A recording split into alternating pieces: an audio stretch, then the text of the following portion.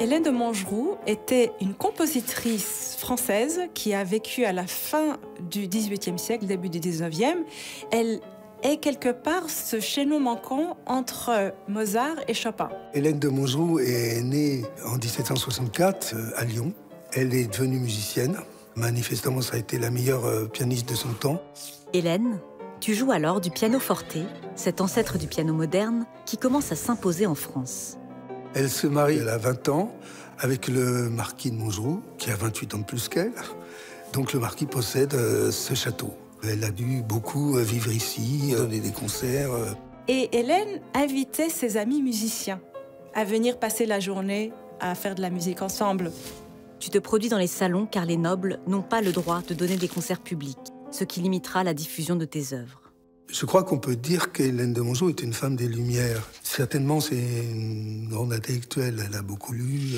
Et d'ailleurs, Madame de Staël l'avait surnommée mon impératrice. La peintre Vigée Lebrun dit que tu fais parler les touches du piano. L'écrivaine Madame de Genlis t'admire. Mais à 25 ans, tu entres dans la tourmente de la Révolution. Alors évidemment, elles ont été déçues. Après une immense espérance, elles ont été déçues par la Révolution française, qui n'a pas fait toute la place qu'elle aurait dû faire aux femmes. En 1793, quand les massacres s'intensifient, tu quittes la France avec une délégation diplomatique. Pendant la Révolution française, Hélène de Montgeroux a besoin de s'enfuir parce qu'il y a quand même ce danger qui pèse sur sa famille en étant aristocrate. Ils sont arrêtés en Suisse. Bon, les femmes ont été relâchées, mais les hommes ont été jetés à fond de cale dans des barques. Ton mari meurt en captivité. De retour à Paris, tu es arrêté de nouveau en 1794. Au moment de la Grande Terreur, elle est suspecte et elle va être enfermée à la conciergerie. Et elle craint pour sa vie. Ce qui va sauver Hélène de Montgeroux, c'est justement la musique, parce que les musiciens vont tous aller ensemble parler en sa faveur en disant « Vraiment, vous ne pouvez pas tuer cette femme, elle est d'importance nationale ».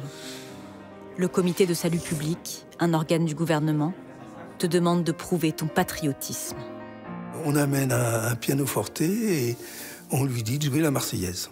C'est pas difficile de jouer et d'improviser, elle est célèbre pour ça. Et elle le joue, et elle est tellement bien que le comité de salut public sont enthousiasmés, ils se lèvent et ils entendent tous la Marseillaise à la fin. Et elle est quasiment portée en triomphe.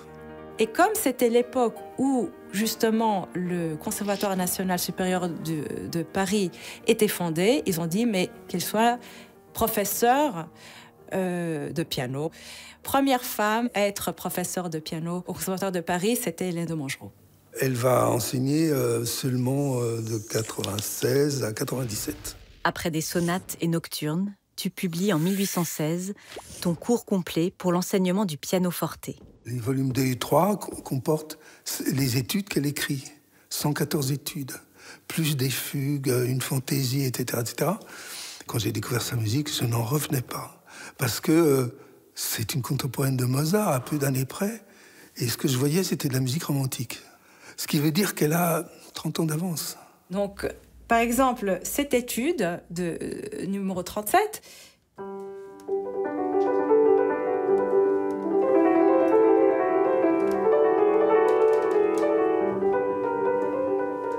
Si on voit l'écriture, elle est écrite comme une seule ligne. La basse, il y a l'harmonie, il y a une mélodie. Et tout ça ensemble, c'est une polyphonie sonore. Et on peut dire que Hélène de Montgeroux a inventé un style, elle voit exactement où le vent est en train de souffler. Dans telle œuvre, on pense à Schumann. Dans telle autre, on pense à Chopin ou à Mendelssohn. Donc c'est une visionnaire. Pourtant, ton cours complet ne se vend pas. On ne sait pas si les romantiques s'en sont inspirés malgré les ressemblances frappantes. Et tu cesses de composer jusqu'à ta mort. Et les générations suivantes n'ont pas connaissance de sa musique. Je pense que ses collègues ont fait barrage. Ses anciens collègues, les compositeurs, les professeurs de piano, d'abord n'ont pas compris sa musique, qui était trop moderne pour l'époque. Et ils ont dû être choqués. Mais aujourd'hui, le nombre d'auditeurs qui sont séduits dès la première écoute, c'est incroyable. In un momento la